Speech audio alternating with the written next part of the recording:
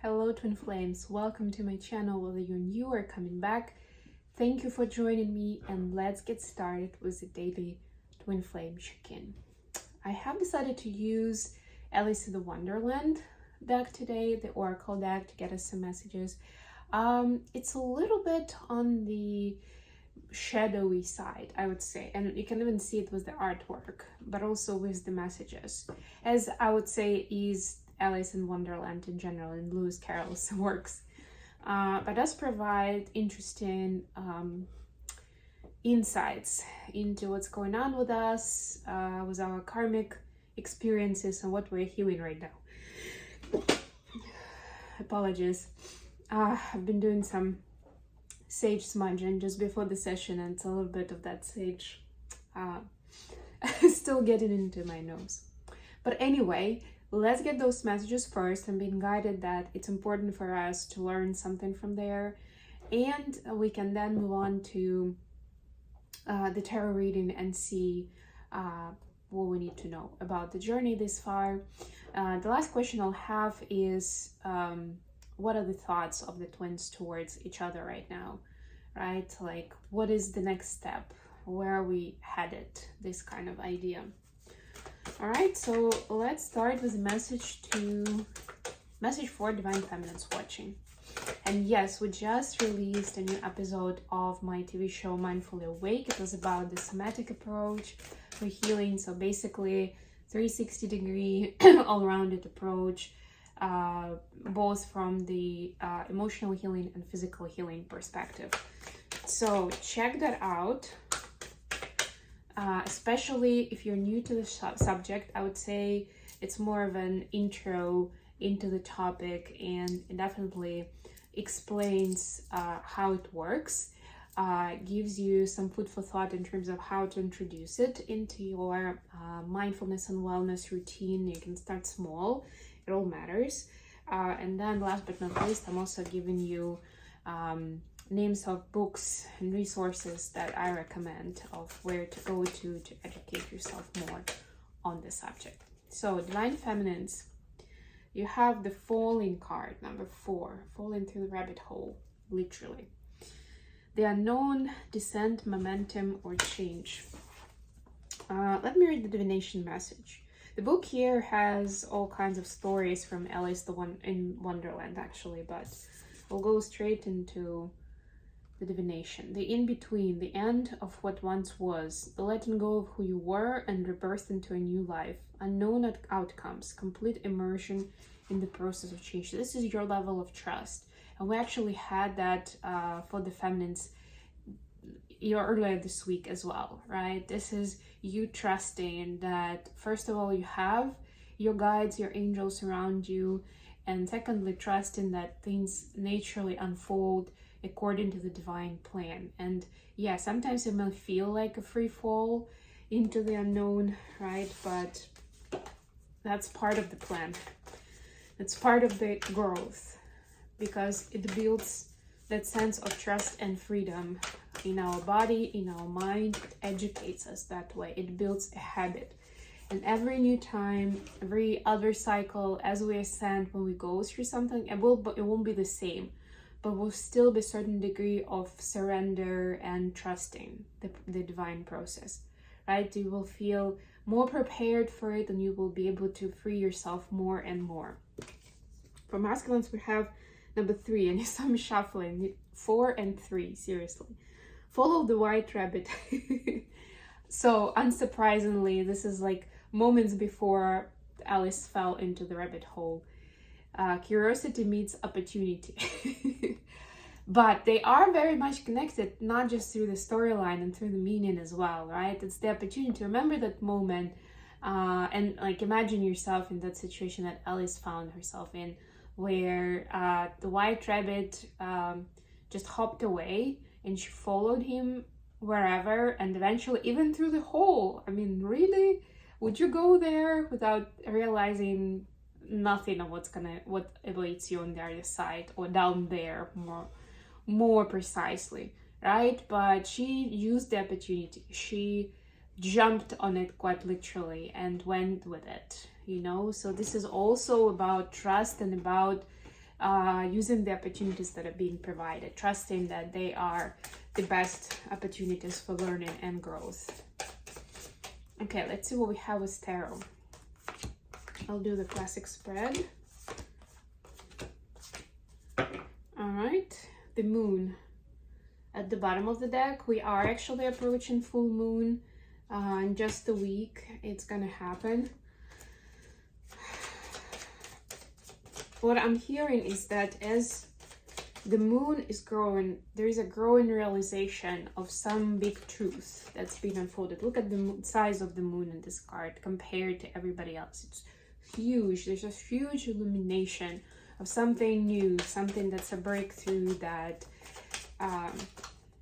the twins didn't really consider before, that it was important, that it was a big part of the journey. And doesn't have to be fresh events. It can be something from early childhood experience. But this is like tying it up together into a full circle of how it's been a critical and crucial part of the experience that you're going through right now. Like seeing these threads of time and unfoldings of events is very much key to understanding like the bigger picture of who you are, why you are here, and how the destiny, if you wish, unfolds itself in very interesting patterns. And here we have Two of Wands. Yeah, so these are the choices that we make, right? And it's better to make the choices when you have more information, when you have that illumination, when you understand more specifically why you're leaning towards certain preferences, certain people, certain activities, right? And whether it's still a good choice for you at this moment, or it's time to switch gears and do something else because you're not that person anymore. So for the feminines, the energy that we get is the Priestess or the High Priestess, clarified by King of Cups. Very much, again, the reference to the moon, obviously, but also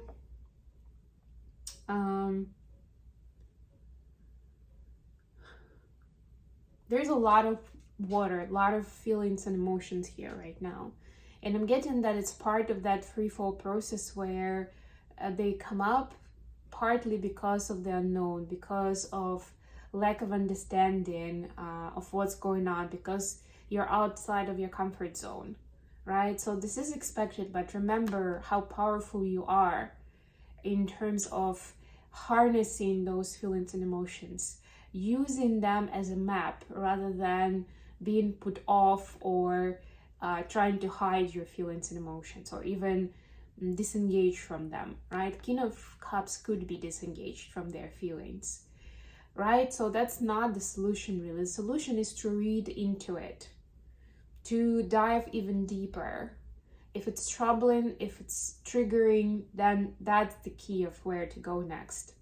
And of course, if you're in communication with your DM, your interaction with your DM could be that map or part of that map, because wherever they are triggering you and they are raising, they're not creating karmic situations, but the two of you are involved in some unhealthy dynamics, right? That's the map. That's the key to where to look at, you know? And of course, by default, we always blame the other person, especially if they're doing something clearly unreasonable. But this is a very specific type of connection between the two people that we're talking about on this journey. And I'm not saying disregard the poor treatment that DM is giving you. If they're treating you poorly, walk away, build boundaries. That's a big part of the lesson. But it's not to say that they're terrible and I'm just fine and I'm just continue living my life exactly as I was before. This is for you to understand what are they mirroring and where. It's not even the behavior itself. How do I put this? If you're able to stay calm and grounded, like truly truthfully with yourself, even if they're doing some BS, that's fine. That's their problem then. Build the boundary, keep your distance, and carry on with your work, with what you are doing. But if you feel like you are starting to get emotionally involved, that's what we see here with all this water energy, that it bothers you, it hurts you, it pulls you in, then that's clearly the key. where to look at and what to heal next, what to work on, what to pay attention to. For the masculines, we have 5 of emotions clarified by 5 of swords. 2 cards of conflict and change, right? This is like the falling from grace, or seeing, like getting your pink glasses off and seeing the reality as it is. And suddenly the remorse comes in, and also you're seeing of how much either you've been deceiving yourselves, divine masculines, or other people have been deceiving you with making you feel like they care about you, that they want to be close to you, that, you know, there is closeness and intimacy there, right? And now it's like all coming to light that that was a game, or there was some kind of transactional nature of that relationship. And that doesn't just have to be friends, it doesn't just have to be business partners, it can be any relationship, right? This is seen clearly. And that again illuminates the way that you've been doing that with other people as well, right? So this is like that moment of truth where you are understanding, wow, this doesn't feel good, this hurts badly, but hang on, that's also what I've been doing to X, Y, and Z people, right? So there is that karmic rebound or reciprocity in terms of karma. It doesn't feel good at all, but this is for the masculine energy to transmute this, right? Because 5 is also the passing energy, it's the energy of change, right? To face it, transmute it, and move on to something higher quality. When it comes to communication and creating trusting and intimate relationships. And intimate doesn't just have to be physical intimacy. I'm talking emotional intimacy first and foremost, right? Because we have swords and emotions here, right? So it's words and emotions. Additional question that we get today is the Queen of Inspiration clarified by Justice, right? So what is the wisdom that we're learning these days that is part of our gift sector? How do we learn more about our gifts in this part of the journey right now that helps us balance, that helps us see things clearly, that helps us treat people fairly around us, right? What is emerging right now that's part of our gifting as twin flame? For the feminines, we see Ace of Voices clarified by 8 of Voice. And again, these cards we've seen repeatedly this week, so many times, right? This is speaking the truth. This is the ability to see exactly what's going on without any filters, without the woulda, shoulda, coulda, you know, very objectively, right? Like reading the energy and seeing exactly what it is and being able to build a clear channel of communication based on that, right? Because again, that's a reciprocal nature. And it's very important for you to be able to put yourself out there authentically, to be able to receive authentic communication.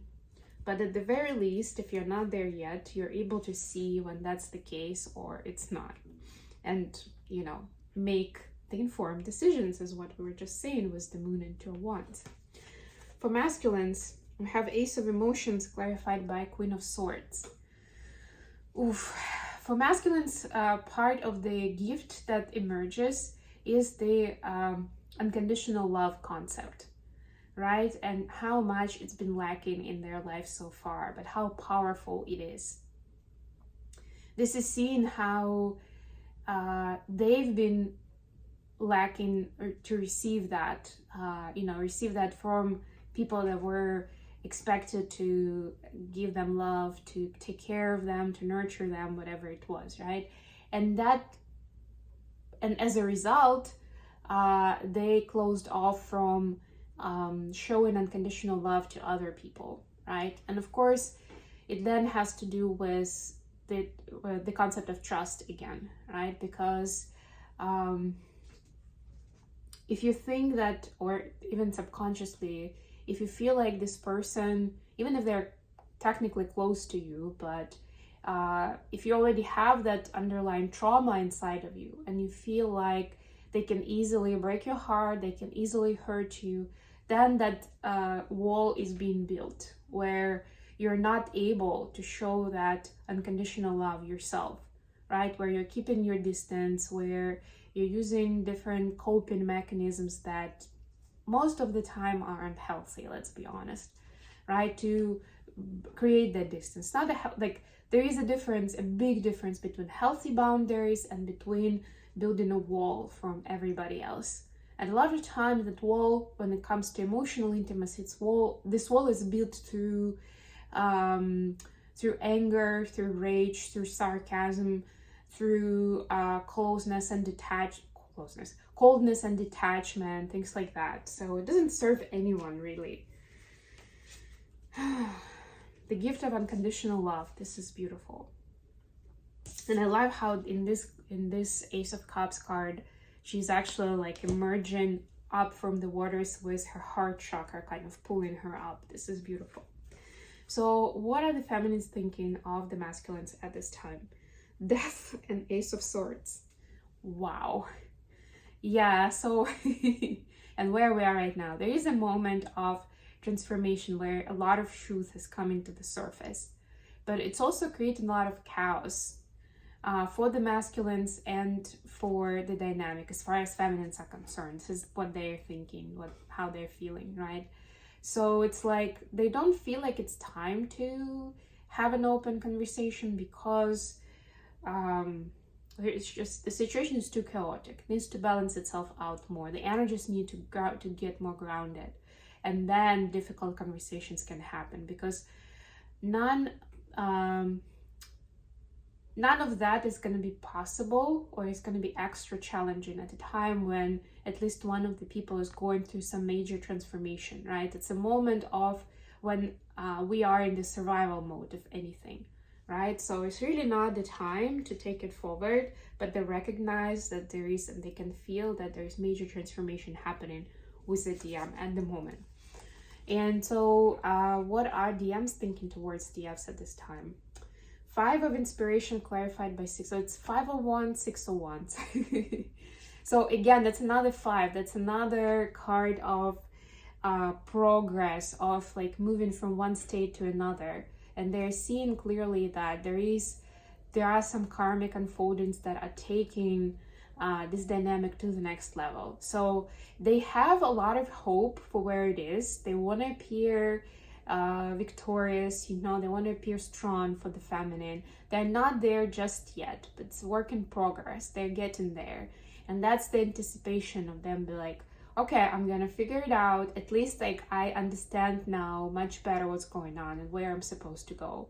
I'm not there yet. I need some time to shuffle some things, to make some changes in my life, right? But I'm getting there, and I'm gonna get there, right? So very hopeful energy here. But yeah, this is also like essentially not the time for communication, but more for the masculine to continue this journey where they know that they're busy with a lot of things. They also recognize that the feminine is busy with what's going on in their life, right? So it's like giving each of the twins that space and time to kind of mold in that new energy and to adopt it better. So there is more clarity and more of that safety zone where it's not a survive. When it's all where we survive, it's where we thrive, right? And that's where we can expand more, and we're open to experiments. We can be vulnerable with each other and all those good things.